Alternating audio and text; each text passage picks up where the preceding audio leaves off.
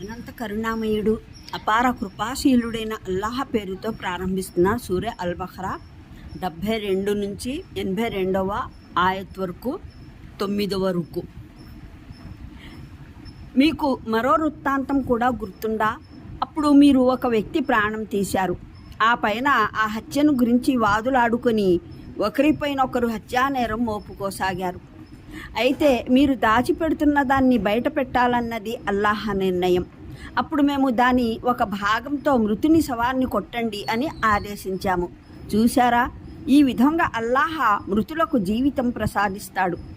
మీరు అర్థం చేసుకోగలగాలని తన నిదర్శనాలను మీకు చూపిస్తాడు. కానీ అటువంటి సూచనలు చూసిన తరువాత కూడా కడకు మీ గుండెలు మొద్దుబారాయి, రాళ్ల మాదిరిగా. అంతేకాదు, కాఠిన్యంలో వాటిని మించిపోయాయి. ఎందుకంటే రాళ్లల్లోనూ కొన్ని ఉంటాయి, వాటిలో నుంచి బుగ్గలు పెళ్ళుబుక్కుతాయి. ఒక్కొక్కటి పగిలి అందులో నుంచి జలధార వెలువడుతుంది. ఇంకా ఒక్కొక్కటి దైవ భయం చేత కంపించి క్రిందకి పడిపోవడము జరుగుతుంది. అల్లాహ్ మీ చేష్టలను గురించి తెలియనివాడు కాదు. ముస్లింలారా, అయితే ఇప్పుడు ఈ జనం మీ సందేశాన్ని విశ్వసిస్తారని మీరు ఆశిస్తున్నారా? వాస్తవం ఏమిటంటే వీరిలోని ఒక వర్గం దైవవచనాన్ని విని దాన్ని బాగా అర్థం చేసుకున్న తర్వాత కూడా కావాలని దానికి నిశ్శబ్దీకరణ చేస్తూ ఉండేది. ముహమ్మద్ ప్రవక్తని విశ్వసించిన వారిని కలుసుకున్నప్పుడైతే వారు మేము ఈయన్ని విశ్వసిస్తున్నాము అని అంటారు. కానీ తమలో తాము ఒంటరిగా కలుసుకుని మాట్లాడుకున్నప్పుడు ఇలా చెప్పుకుంటారు, మీకేమన్నా మర్చిపోయిందా? అల్లాహ్ మీకు ఇష్టం చేసిన విషయాలను వారికి వెల్లడిస్తారా? వారు మీ ప్రభు సన్నిధిలో మీకు ప్రతికూలంగా వాదించడానికి. వీరికి తెలియదా, వీరు గోప్యంగా ఉంచేవన్నీ, వెల్లడి చేసేవన్నీ సకల విషయాలు అల్లాహకు ఎరుకేనని? వీరిలో మరొక వర్గం నిరక్షరాస్యులది. వారికి గ్రంథ జ్ఞానం అయితే లేదు. కేవలం తమ నిరాధారమైన ఆకాంక్షల్ని మూట కట్టుకు కూర్చున్నారు. కేవలం భ్రమల ఆధారంగానే సాగిపోతున్నారు. పోతే తమ తమ చేతులతోనే ధర్మశాస్త్ర పత్రాన్ని రాసి దానికి ప్రతిమూల్యంగా అల్ప ప్రయోజనాన్ని గడించేందుకు అది అల్లాహ్ వద్ద నుంచి వచ్చిందని ప్రకటించే వారికి సర్వనాశనం తప్పదు. వారి ఈ చేతి రాతలు సైతం వారికి విపత్తును తెచ్చిపెడతాయి. వారి ఈ సంపాదన కూడా వారి వినాశ కారణమే అవుతుంది. నరకాగ్ని మమ్మల్ని అసలు ముట్టుకోనే ముట్టుకోదు, ఏదో కొన్ని దినాల శిక్ష పడితే ఏమో కానీ అని వారంటారు. వారిని అడగండి, మీరు అల్లాహ్తో ప్రమాణం ఏమైనా చేయించుకున్నారా? ఆ ప్రమాణాన్ని ఆయన జవదాటలేకపోవడానికి, లేక అల్లాహ్ బాధ్యత వహించినట్లు మీకు తెలియనిదే ఆ విషయాలను మీరు ఆయనపై మోపి పలుకుతున్నారా? ఇంతకు మిమ్మల్ని నరకాగ్ని ముట్టుకోకపోవడానికి కారణమేముంది? చెడును సంపాదించుకొని తమ అపరాధాల చక్రబంధంలో పడిపోయే వారంతా నరకవాసులే. వారు నరకంలోనే సదా ఉంటారు. విశ్వాసం స్వీకరించి సత్కార్యాలు ఆచరించేవారే స్వర్గవాసులు. వారు స్వర్గంలో శాశ్వతంగా ఉంటారు. 85వ వివరణ. హతునికి అతను హంతకుని ఆచూకీ తెలిపే వ్యవధి మేరకు ప్రాణం పోయడం జరిగిందన్న విషయం అయితే ఇక్కడ స్పష్టంగా వ్యక్తమవుతుంది. కానీ ఈ ఉద్దేశం కొరకు చూపిన ఉపాయం అంటే శవాన్ని దాని ఒక భాగంతో కొట్టండి అనే ఆదేశంలోని పదాల్లో కాస్త అస్పష్టత గోచరిస్తోంది. అయినా పూర్వపు వ్యాఖ్యాతలు వివరించిన భావమే ఆ పదాలకు అత్యంత సన్నిహితమైన భావం. అంటే పైన ఏ ఆవును జిభా చెయ్యాలని ఆజ్ఞాపించడం జరిగిందో దాని మాంసం ముక్కతోనే హతుని శవాన్ని చరచాలని ఆదేశించడం జరిగిందన్న భావం. ఈ విధంగా ఒకే చర్యతో 2 కార్యాలు నెరవేరాయి.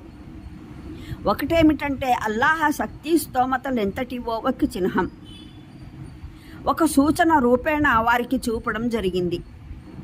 2, గోవు మహత్తుపై, పవిత్రతపై, అది ఆరాధ్య దైవం అవడంపై తీవ్రమైన దెబ్బతీయడం జరిగింది. ఈ ఆరాధ్య దైవంలో ఏమాత్రం శక్తి ఉన్నా దాన్ని జిభా చేయగానే మహా విపత్తు వచ్చి పడవలసింది. అలా కాకపోగా దాన్ని జిబహా చేయడం ఎంతో ప్రయోజనకరంగా పరిణమించింది. ఆ సమీప కాలంలోనే ప్రవక్త మహానీయుని సల్లల్లాహు సల్లంని విశ్వసించిన మదీనా నవముస్లిముల్ని ఉద్దేశించి చెప్పిన మాటలివి. దైవ దౌత్యం, దైవ గ్రంథం, దైవదూతలు, పరలోకం, షరియత్ ఇత్యాది విషయాలైతే పూర్వం నుండి వారి చెవిన పడి ఉన్నవే. వాటిని వారు తమ పొరుగులోని యూదుల ద్వారా విన్నారు. ప్రపంచంలో మరో ప్రవక్త రానున్నారని, ఎవరైతే ఆయనకు తోడుగా నిలుస్తారో వారు ప్రపంచం మొత్తాన వ్యాపిస్తారని, ఆధిక్యత వహిస్తారని కూడా వారు యూదుల ద్వారానే విన్నారు.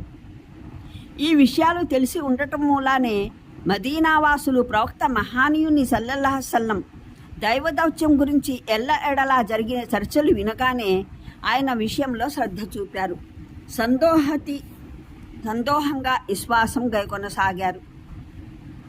ఆ తర్వాత ఇతఃపూర్వమే దైవ ప్రవక్తల్ని, దైవ గ్రంథాలను అనుసరిస్తున్నవారు కావడం చేతను, పైగా వారు అందజేసిన సమాచారం మూలంగానే తమకు విశ్వాస భాగ్యం ప్రాప్తం అవడం చేతను యూదులు తప్పక తమకు తోడవుతారని, అంతేకాక వారు తమ కంటే 2 అడుగులు ముందుగానే ఉంటారని వారు ఆశించారు.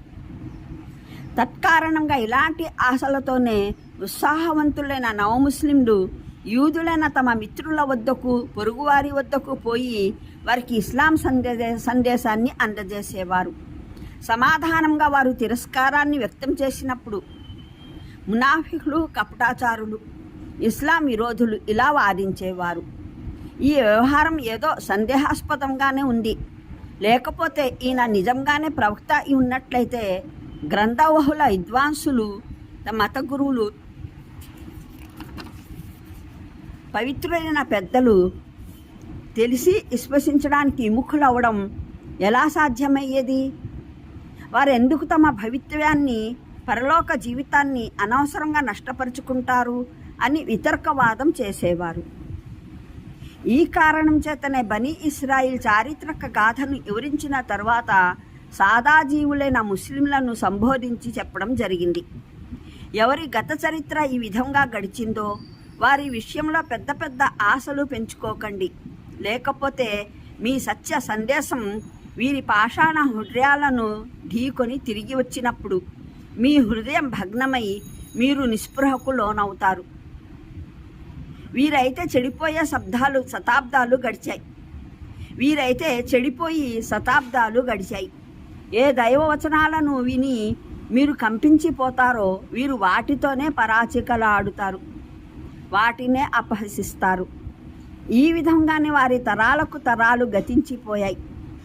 సత్యధర్మాన్ని వికృతం చేసి వీరు తమ మనోకాంక్షలకు అనుగుణంగా దాన్ని మలుచుకున్నారు. ఇలా వికృతమైన ధర్మంపైనే ముక్తికై ఆశలు పెట్టుకు కూర్చున్నారు. సత్యం పిలుపు విన్నంతనే వీరు నలువైపుల నుండి పరిగెత్తుకు వస్తారని ఆశించడం వ్యర్థం. ఒక వర్గం అంటే వారి విద్వాంసులు, షరియత్వేత్తలని అర్థం. దైవవచనం అంటే తౌరాత్, జబూర్, ఇంకా వీరి ప్రవక్తల ద్వారా అందిన ఇతర గ్రంథాలని భావం. విశబ్దీకరణ లేక మాట విరూపం చేయడం అంటే మాటను దాని అసలు అర్థానికి, భావానికి దూరంగా మళ్లించి ఇష్టమైన రూపంలో పలికేవాని ఉద్దేశానికి భిన్నమైన ఇతర అర్థాన్ని దానికి ఆపాదించడం. ఇంకా పదాలలో మార్పులు చేర్పులు చేయడాన్ని కూడా విశబ్దీకరణ, తహరీఫ్ అని అంటారు. బనీ ఇస్రాయిల్ పండితులు ఈ 2 రకాల విశబ్దీకరణలు దైవ గ్రంథాల్లో కల్పించారు.